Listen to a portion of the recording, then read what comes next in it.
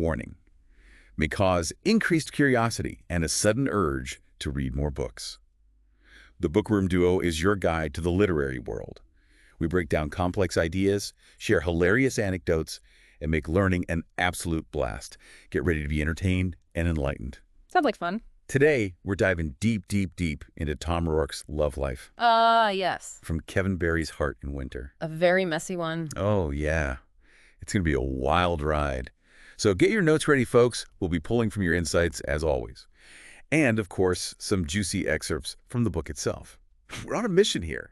Yeah. To figure out, like, what did Tom's relationships with all these women, what did they actually tell us about him? Like, about his search for meaning in this, crazy world that Barry created. And, hey, maybe we'll even learn something about ourselves along the way. Who knows? Always a possibility. Right ways. Now, what's really interesting right off the bat is that Tom, he starts off, pretty cynical about love. Yeah. Like, he sees it as, like, a business deal, Yeah.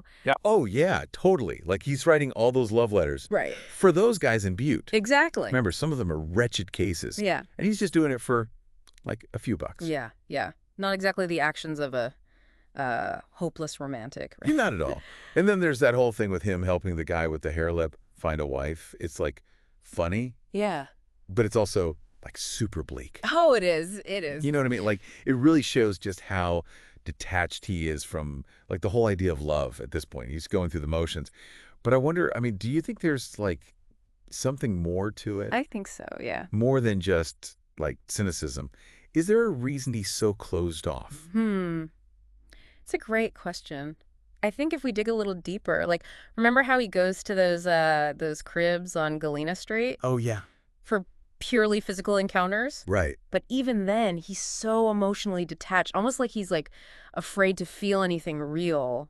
It's almost like he's trying to be in control, even in those moments. Yeah. Like, remember, he thinks the women find him more manly if he doesn't say a word during those encounters. Exactly. That's so telling, right? So weird. Like, he's just shutting down completely. Right. So avoid any kind of vulnerability. So maybe he's been hurt before, right? Or maybe he just doesn't think he deserves love. Yeah, it could be. Whatever the reason. Yeah. He's definitely built up these walls around himself. Oh, for sure. Okay, so we've got this guarded, cynical Tom. Right. Who sees love as this, like, transaction. At best. And then Polly walks in, or I guess her portrait does. Mm-hmm. Tom sees it in that photography studio. Yeah. And boom. Like a light switch. Right. Like, his whole world changes in an instant. Completely. It's like he's been struck by lightning. What do you make of that? It's huge. Like, it's this pivotal moment in the book. Tom seeing Polly's picture. That's what flips everything for him. All that cynicism he had, it just vanishes. And this intense, almost, I don't know, overwhelming passion takes over. Yeah, it's like he finally finds a love that just, like, blasts through all his defenses. Right. And remember, he even calls it a terrible love. Right, which sounds kind of contradictory. Yeah, a little bit. Yeah. So what's with that? I think terrible here, it's not necessarily a bad thing. I think it's more about the power of this love. It's like it consumes him. It makes him question everything he thought he knew about love, about himself, about everything. Totally. And he's convinced that they're souls, like, literally made of the same stuff. That's right. Yeah. That's deep. Deep stuff. It's like he feels this soul deep connection. But it's not all just, like, poetic words and feelings, right? Like, this intense love actually makes him try to change his life. Oh, absolutely. Remember he tries to clean up his act? Yeah. He swears off the drugs. This is a guy who, like, defined himself by being detached, Right. And now he's making real changes. Yeah. And there's that quote, where he says he'd probably just die if he couldn't see Polly. Wow.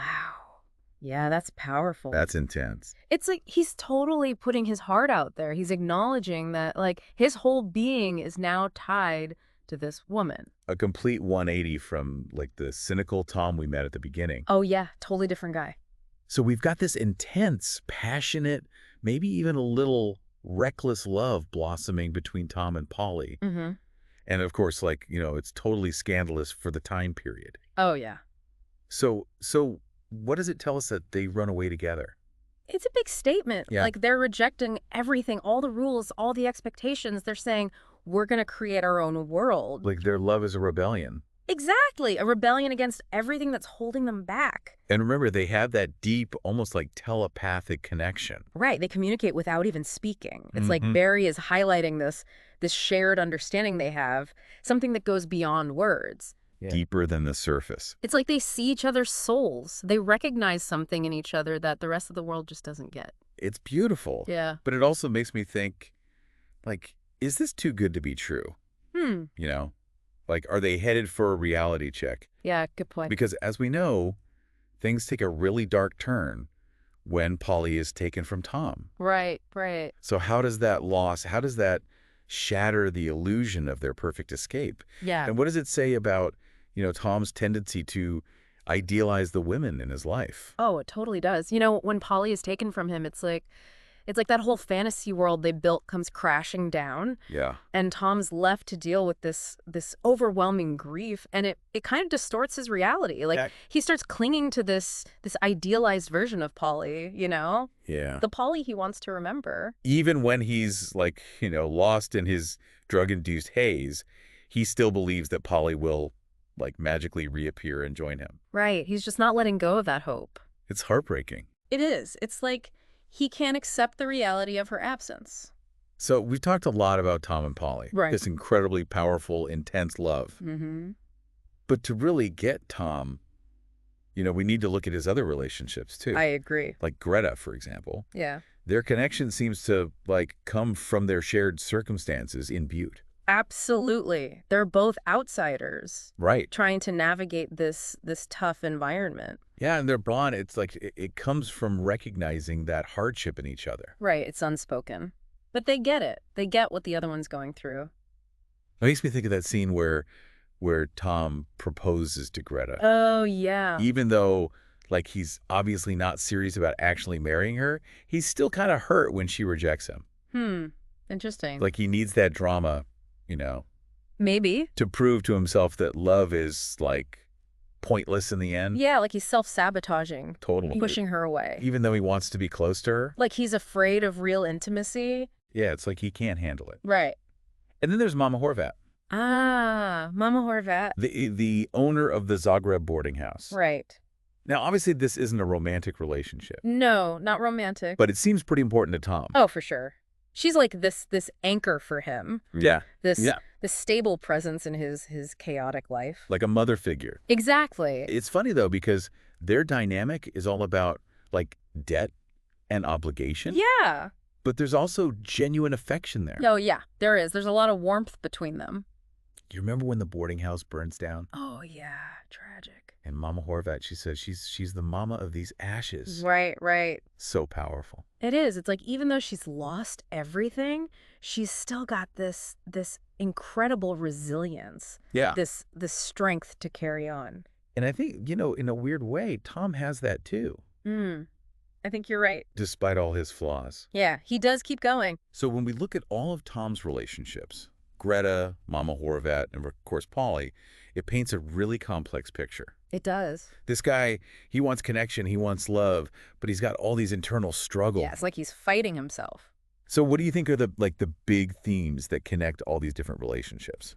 It's really interesting, because even though these relationships are so different, they all kind of point to the same thing, like Tom's search for, meaning, connection. Yeah, totally. Like he starts off with this idea that love is just like a transaction. Right. But then through all these women, he's forced to actually deal with real emotions. Yeah. Vulnerability, the messy stuff. Right, exactly. And it's not always pretty. No, not at all. I mean, there's a definite self-destructive side to Tom. Like, he almost wants to sabotage his own happiness, Oh, totally. Pushing Greta away, clinging to that idealized image of Polly. Even with Mama Horvat, it's all rooted in, debt and obligation. It's almost like he's, drawn to intimacy, but also terrified of it. Exactly. Yeah. Like, he can't quite figure out what he wants. And then, his love for Polly, even though it's so powerful, it leads to tragedy. Right.